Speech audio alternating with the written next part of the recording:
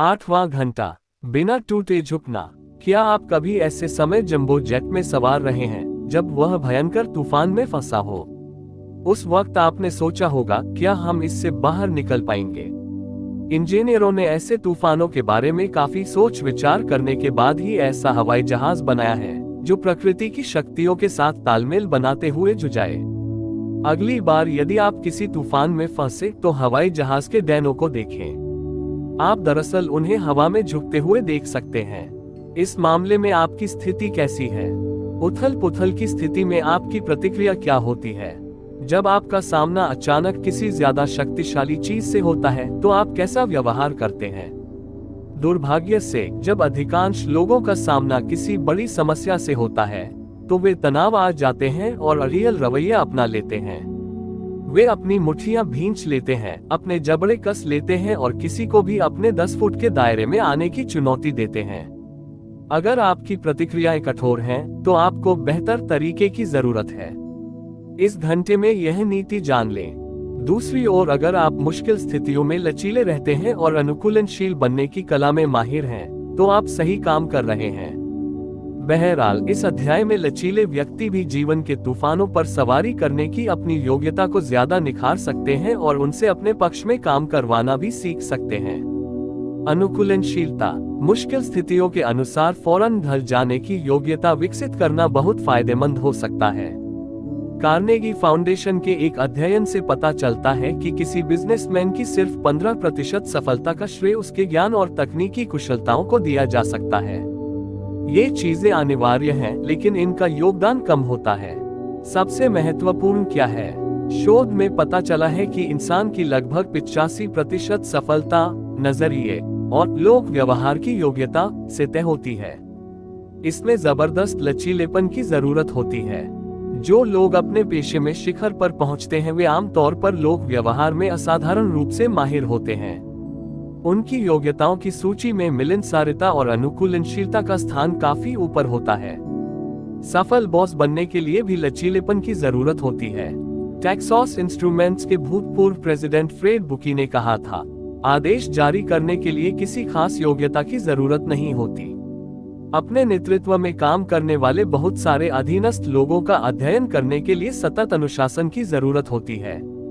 यह समझने के लिए बहुत अनुशासन चाहिए कि उन्हें कौन सी चीज प्रेरित करती है और फिर उन्हें सर्वश्रेष्ठ प्रदर्शन हेतु प्रेरित करने के लिए, ताकि वे भी सफल हों और कंपनी भी। प्रभावी लीडर बनने का काम अंतहीन है, क्योंकि समय हर चीज को बदल देता है। जो तरीका एक वक्त कारगर होगा दूसरे वक्त काम नहीं करेगा। काम के पुराने तरीकों से चिपके रहने से काम नहीं चलता।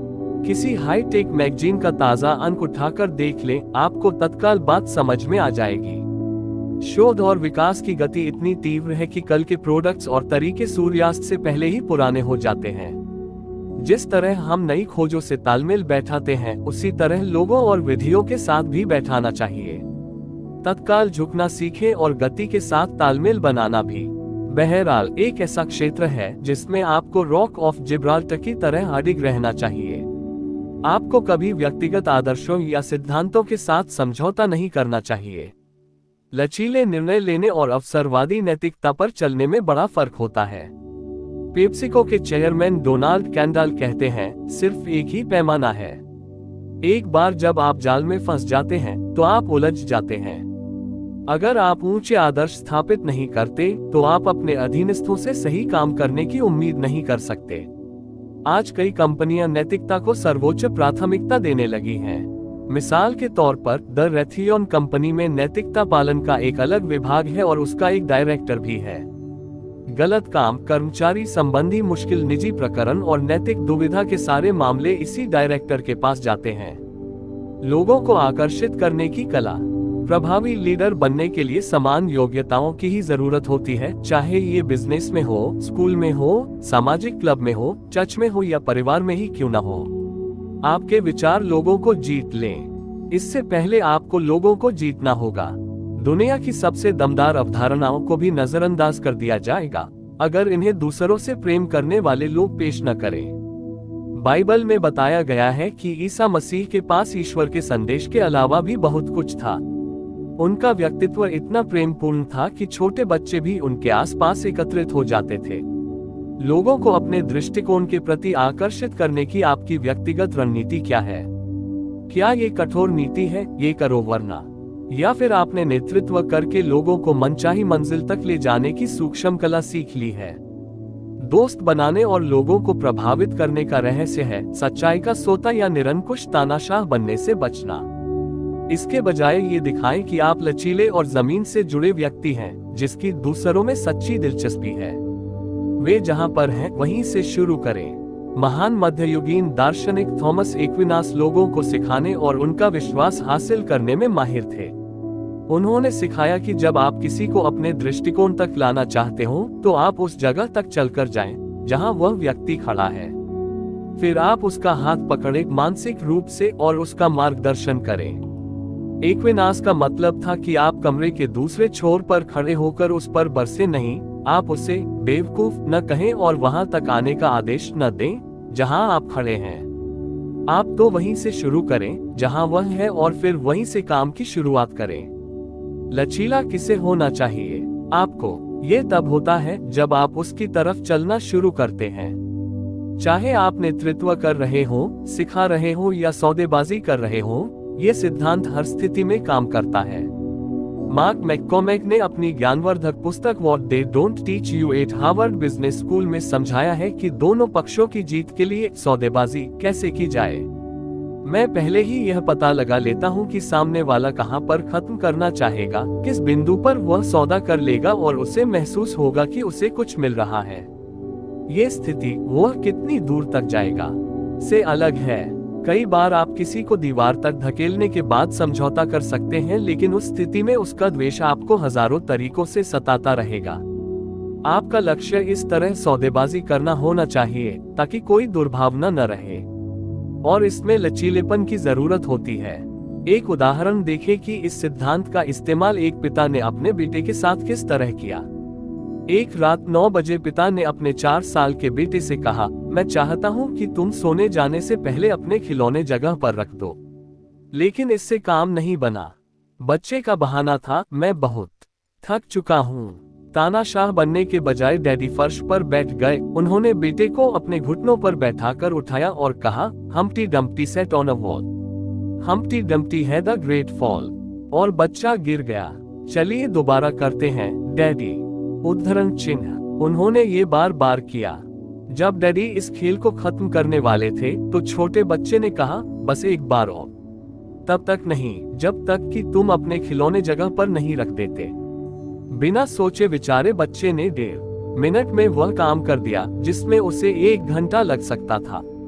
जब वह दोबारा अपने पिता के घुटनों पर उछल कर चढ़ा तो पिता बोले, तुम तो इतने ज्यादा थके थे कि खिलौने नहीं उठा सकते थे।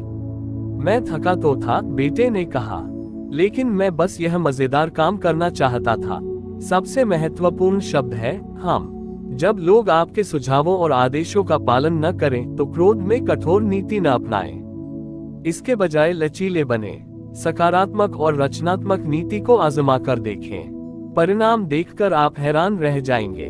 अलाबामा यूनिवर्सिटी के मशहूर फुटबॉल कोच पॉल ब्रायंट से पूछा गया कि चैंपियन फुटबॉल टीम बनाने के लिए किस चीज की जरूरत होती है। मैं अरकानसस का किसान हूं, लेकिन मैंने ये सीख लिया है कि टीम को इकट्ठा कैसे रखा जाता है, किस तरह कुछ लोगों को ऊपर उठाया जाता है, बाकियों को शांत किया जाता है, जब तक कि आखिरकार उनके दिल एक सुर में न धड़कने लगे। एक टीम।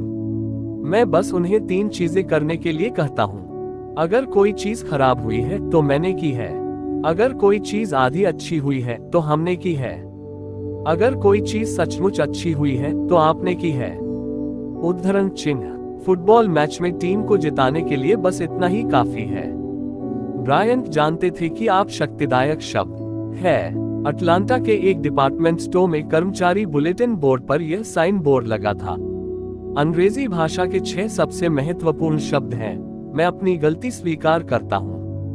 5 सबसे महत्वपूर्ण शब्द, आपने बेहतरीन काम किया है। उद्धरण चिन्ह। 4 सबसे महत्वपूर्ण शब्द, आपकी राय क्या है। 3 सबसे महत्वपूर्ण शब्द, अगर आप चाहें। 2 सबसे महत्वपूर्ण शब्द, आपको धन्यवाद। 1 सबसे महत्वपूर्ण शब्द, हम। सबसे कम महत्वपूर्ण शब्द मैं। अगर कोई दूसरों के साथ आपके व्यवहार का वर्णन करे तो वह क्या कहेगा? क्या आपका वर्णन निरंकुश और सख्त तानाशाह के रूप में होगा, या फिर ऐसे व्यक्ति के रूप में जो लोगों से प्रेम करता है और उनसे सर्वश्रेष्ठ प्रदर्शन करवाने का तरीका जानता है? नई स्थितियों से फौरन तालमेल बनाने की अपनी योग्यता का ईमानदारी से मूल्यांकन करें। भंगुर लोहा टूट जाएगा। बहरहाल, जब इसमें अन्य चीजें मिलाकर स्टील में बदल लिया जाता है तो शक्तिशाली भूकंप में भी इसका कुछ नहीं बिगड़ता। अपने साथ व्यक्तिगत अनुबंध करें। हर स्थिति में मैं मतभेद के बजाय सहमति की कोशिश का, प्रतिरोध के बजाय खुले दिमाग वाला बनने का और संघर्ष चाहने के बजाय समझौता करने का संकल्प करता हूँ। इन लक्ष्यों पर अमल करके आप जान सकते हैं कि बिना टूटे झुकने और बिना हारे प्रेम करने का क्या मतलब होता है। सकारात्मक सोच की शक्ति महान है, लेकिन लचीली सोच की शक्ति से ज्यादा लाभ होते हैं।